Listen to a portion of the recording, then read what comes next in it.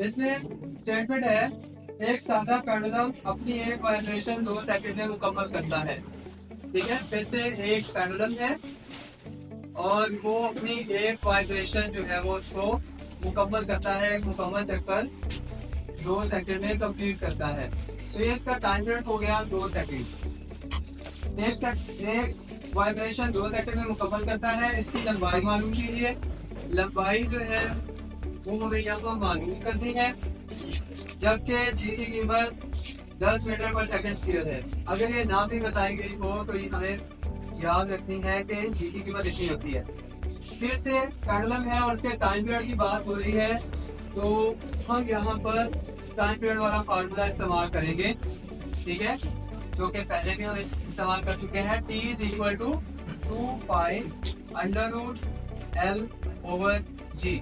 ये हमारे पास फार्मूला है।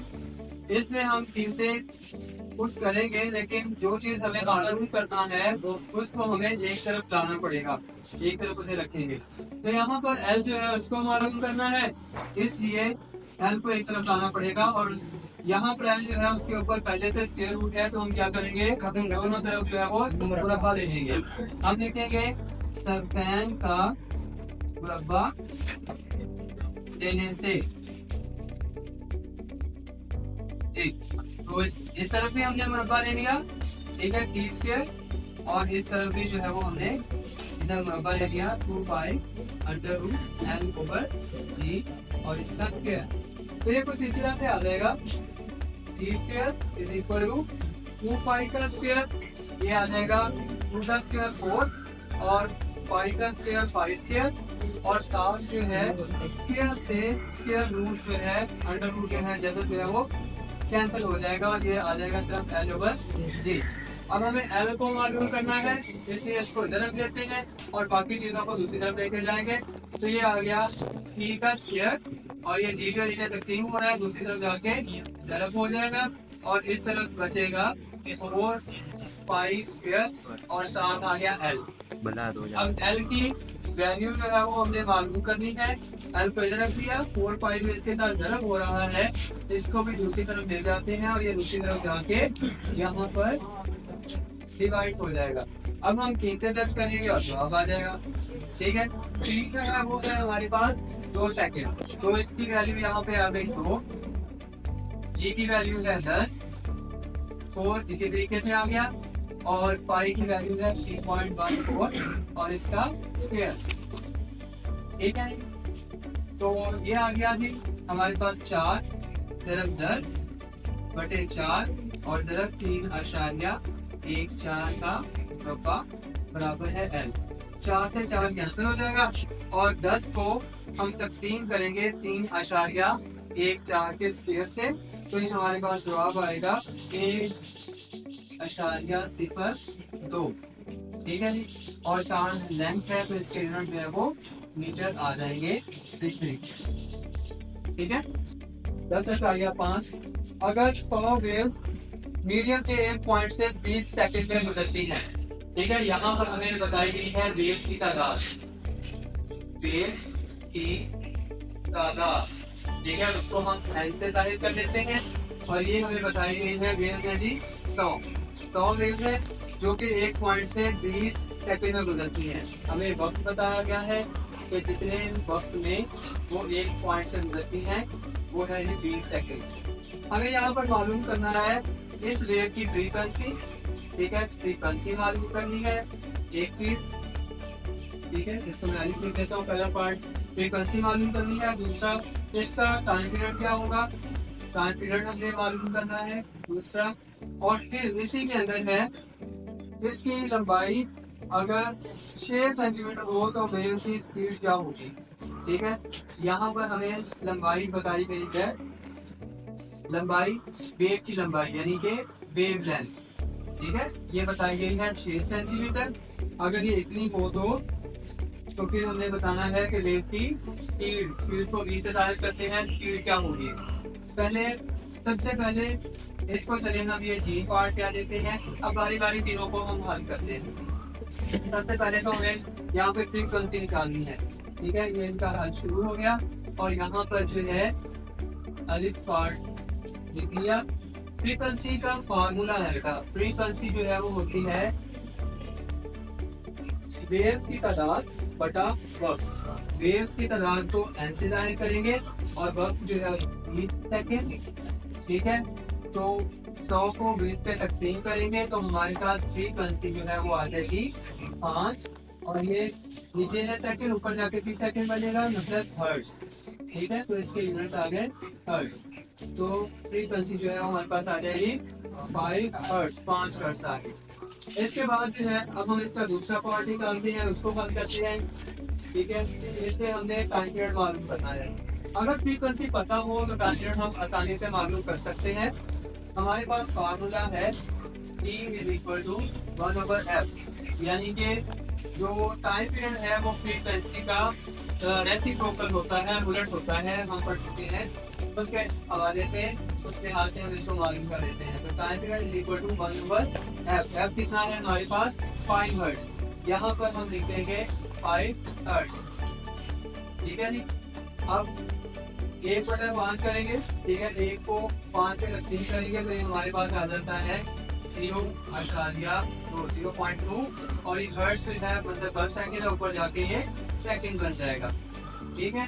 तो ये इस तरह से आ गया। याद रखें कि ये जो हर्ट्ज है ये पर सेकंड के इक्वल होता है, ठीक है जी। तो ये इधर पर सेकंड है, ऊपर जाके सेकंड बन गया, तो इसके यूनिट जो है हमारे पास सेकंड आ जाएगा। अब इसके बाद तीसरा पॉइंट है हमारे पास जो जीन हिस्सा है, उससे ये कहा कि अगर यही वाली जो वेव है, इस वेव की जो लेंथ है, लंबाई है, वो है 6 सेंटीमीटर, यानी कि वेव की वेव लेंथ है, ठीक है, जिसे हम लैम्डा से रिप्रेजेंट करते हैं, 6 सेंटीमीटर है। तो इसकी स्पीड मालूम करो। तो पहले हम यह करेंगे कि यहाँ पर वेव लेंथ जो है वो सेंटीमीटर में दी हुई है, इसको हम मीटर में तब्दील कर लेंगे। 6 सेंटीमीटर है, ठीक है, इसको मीटर बनाएंगे तो बटा 100 कर देंगे और 7 मीटर लगा देंगे, तो हमारे पास जो वेव लेंथ है वो आ जाएगी 0.06 मीटर, ठीक है जी। और साथ ही हमें स्पीड मालूम करनी है। स्पीड, फ्रीक्वेंसी और वेवलेंथ के लिए हमने एक ताल्लुक पढ़ा था, ठीक है, इसी चैप्टर में यहाँ पे V = F लैम्डा, ठीक है। तो स्पीड मालूम करनी है, फ्रीक्वेंसी भी हमारे पास आ चुकी है, वेवलेंथ भी पता है, तो कितने दर्ज करेंगे तो आंसर आ जाएगा। यहाँ पर V = F जो है वो हमारे पास है 5, ये आ गया 5, और वेवलेंथ जो है वो है 0.06, ठीक है। अब इन दोनों को आप मल्टीप्लाई कर दें तो ये हमारे पास आता है 0.3, ठीक है। और वेवलेंथ के लिए था मीटर, और इसके साथ था हर्ट्ज, जो कि है पर सेकंड के ऊपर, तो ये आ जाएगा मीटर पर सेकंड। तो ये इस वेव की जो स्पीड होगी वो होगी 0.3 मीटर पर सेकंड। 0.6 इसमें है जी, एक लीटर टैंक में पानी की सतह पर वाइब्रेट करते हुए लकड़ी के एक टुकड़े की फ्रीक्वेंसी 12 हर्ट्ज है। यहाँ पे हमें फ्रीक्वेंसी बताई जा रही है, फ्रीक्वेंसी जो है वो है 12 हर्ट्ज। 12 हर्ट्ज फ्रीक्वेंसी है। इससे पैदा होने वाली वेव की वेवलेंथ 3 सेंटीमीटर है। वेव लेंथ हमें बता दी गई है, वो है 3 सेंटीमीटर, ठीक है, 3 सेंटीमीटर। फिर से सेंटीमीटर में है और इसको मीटर में तब्दील कर लेते हैं, ठीक है। 3/100 करेंगे तो ये सेंटीमीटर में आ जाएगी, और ये बनेगी 0.03 मीटर। अब इसमें आगे कहा जा रहा है इस वेव की स्पीड क्या होगी, हमें इसकी स्पीड जो है वो मालूम करनी है। फिर से 3 चीजें हैं, तीनों को देख के हमें जो समझ आ रहा है, कौन सा फॉर्मूला रहेगा, V = F लैम्डा, ठीक है। V ही हमें मालूम करना है और वो पहले ही इस फॉर्मूले के एक साइड पे मौजूद है, हम वैल्यूज पुट करेंगे और आंसर आ जाएगा। तो ये आ जाएगा V = F। F कितना है जी, F है हमारे पास 12 हर्ट्ज, और वेवलेंथ कितनी है 0.03 मीटर। इन दोनों को मल्टीप्लाई करें तो ये आपके पास आ जाएगा 0.36, और साथ आ जाएगा मीटर, और हर्ट्ज जो है वो है पर सेकंड। तो इस वेव की स्पीड जो है वो होगी 0.36 मीटर पर सेकंड। 10.7 और इसमें कहा जा रहा है एक स्प्रिंग में पैदा होने वाली ट्रांसवर्स वेव की फ्रीक्वेंसी 190 हर्ट्ज है। फ्रीक्वेंसी हमें बताई जा रही है, F से उसको हम जाहिर करेंगे 190 हर्ट्ज। ये इसकी फ्रीक्वेंसी और ये स्प्रिंग लंबाई की तरफ 90 मीटर का फासला 0.5 सेकंड में तय करती है। इसमें जो वेव पैदा हो रही है स्प्रिंग में, ठीक है, वो कुछ फासला तय करती है। फासले को हम ऐसे लाइन करेंगे और ये है 90 मीटर और ये फासला तय हो रहा है जितने वक्त में, वक्त को हम छोटे नीचे लाइन करेंगे। ये है 0.5 सेकंड। ये हमें गिवन डाटा है। अब हमने मालूम क्या करना है जी, इस वेव का टाइम पीरियड क्या होगा। पहली चीज हमने मालूम करनी है यहाँ पर टाइम पीरियड। जिसके बाद दूसरे नंबर पे है इस वेव की स्पीड क्या होगी, फिर हमने स्पीड मालूम करनी है, ठीक है, इसका दूसरा पार्ट। और तीसरे नंबर पे जो है वो हमने मालूम करना है इसकी वेवलेंथ क्या होगी। तो वेवलेंथ जो है वो हमने मालूम करनी है। सबसे पहले अधिक पार्ट जो है वो इसका हम हल करते हैं, ठीक है जी। यहाँ से इसका हल जो है वो स्टार्ट होगा। पहला हिस्सा हमने टाइम पीरियड निकालना है। तो अगर हमें फ्रीक्वेंसी दी गई हो तो टाइम पीरियड निकालना बहुत ही आसान है। तो हम निकालेंगे, फार्मूला है हमारे पास T = 1/f। हम जानते हैं कि टाइम पीरियड जो है वो फ्रीक्वेंसी का रेसिप्रोकल होता है, उलट होता है, ठीक है जी। तो अब हम इसे इक्वलाइज कर देंगे। T = 1/f कितना है, f है हमारे पास 190, ठीक है, हर्ट्ज। तो 1 को डिवाइड करेंगे 190 हर्ट्ज से, तो हमारे पास आंसर आ जाएगा 0.5। और ये हर्ट्ज जो है जैसा मैं बता चुका हूँ ये पर सेकंड है, ऊपर जाके सेकंड बन जाएगा। तो ये आ गया सेकंड। तो टाइम पीरियड जो है हमारे पास आ जाएगा 0.5 सेकंड। इसका दूसरा पार्ट जो है वो हमने स्पीड मालूम करनी है। दूसरे पार्ट में स्पीड है। स्पीड के लिए फार्मूला गिवन डाटा के मुताबिक हम यहाँ पर लगाएंगे, ठीक है। 9th क्लास में आप पढ़ चुके हैं स्पीड मालूम करने का फार्मूला। स्पीड होती है फासला बटे t, ठीक है। इसको फासला जो यहाँ पर तय कर रही है वेव वो है 90 मीटर और जितने वक्त में तय हो रहा है वो है 0.5 सेकंड, ठीक है जी। अब इसको आप तकसीम कर लेना। देखो 0.5 पर तकसीम करेंगे तो हमारे पास आंसर आ जाएगा 180 और इसके साथ मीटर था और इसके साथ सेकंड था, तो मीटर और ये ऊपर जाके पर सेकंड। तो स्पीड जो है वो इस वेव की वो आ जाएगी 180 मीटर पर सेकंड। इसके बाद तीसरा हिस्सा, तीसरे में हमने यहाँ पर मालूम करनी है इस वेव की वेवलेंथ को।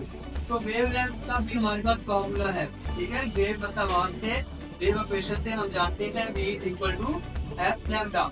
ये इक्वेशन है, यहाँ से वेवलेंथ निकाल सकते हैं।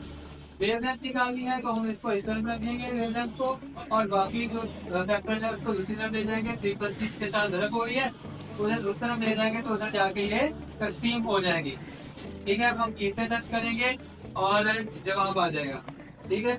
स्पीड जो है वो है हमारे पास 180, ठीक है, और फ्रीक्वेंसी जो है वो है इसकी 190। तो 180 को 190 पे तकसीम करेंगे तो ये हमारे पास जवाब आ जाएगा 0.95, ठीक है। और वेवलेंथ है तो इसके यूनिट आ जाएंगे मीटर। तो इस तरह से हमने इसकी वेवलेंथ को फाइंड कर लिया। 8 एक कम गहरी प्लेट में 6 सेंटीमीटर लंबाई की पानी की वेव्स पैदा हो रही है। ये हमें बताया जा रहा है वेव की लेंथ यानी वेवलेंथ, और वो है 6 सेंटीमीटर। इसको हम यहाँ पे ही मीटर में तब्दील कर लेते हैं। 6/100 मीटर, तो ये आ जाएगा हमारे पास 0.06 मीटर। एक मुकाम पर पानी ऊपर और नीचे 1 सेकंड में 4.8 ऑसिलेशन मुकम्मल करता है, ठीक है। एक पॉइंट पर पानी की जो वाइब्रेशन है वो 4.8 ऑसिलेशन मुकम्मल कर रही है, मतलब उसकी फ्रीक्वेंसी जो है पैदा होने वाली वेव की वो है 4.8 हर्ट्ज, ठीक है। ये उसकी फ्रीक्वेंसी दूसरे लफ्जों में बताई जा रही है। अब हमने मालूम करना है पानी की वेव्स की स्पीड क्या होगी, ठीक है। यहाँ पर भी 2 सवाल है। तो पहला सवाल जो है वो हमने स्पीड मालूम करनी है, ठीक है, और नेक्स्ट जो है वो पानी की वेव्स का टाइम पीरियड क्या होगा, और दूसरे नंबर पे यहाँ पर हम टाइम पीरियड जो है वो मालूम करेंगे। तो बहुत ही आसान है। तो सबसे पहले हम स्पीड मालूम करते हैं, गिवन डाटा से हमें नजर आ रहा है कि यहाँ पर फार्मूला आएगा v is equal to F lambda.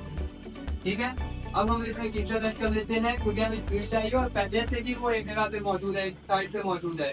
तो v is equal to F जो है वो आ जाएगा 4.8, ठीक है, हर्ट्ज।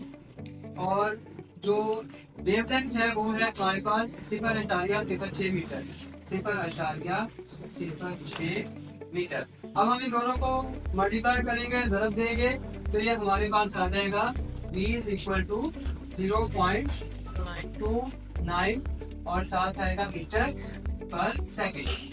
तो ये हमारे पास जो है वो इसकी स्पीड आ जाएगी। नेक्स्ट हम इसका टाइम पीरियड निकालते हैं। टाइम पीरियड भी निकालना बहुत आसान है जब हमारे पास फ्रीक्वेंसी दी गई हो। तो हम जानते हैं कि टाइम पीरियड जो है वो फ्रीक्वेंसी का रेसिप्रोकल होता है, उलट होता है। तो time period is equal to 1 over frequency कितनी है 4.8, ठीक है, तो टाइम पीरियड जो है हमारे पास आ जाएगा 0.21 सेकेंड, ठीक है, हर्ट्ज जो है वो ऊपर जाके सेकंड बन जाएगा। तो टाइम पीरियड जो है इस वेव का होगा 0.21 सेकंड।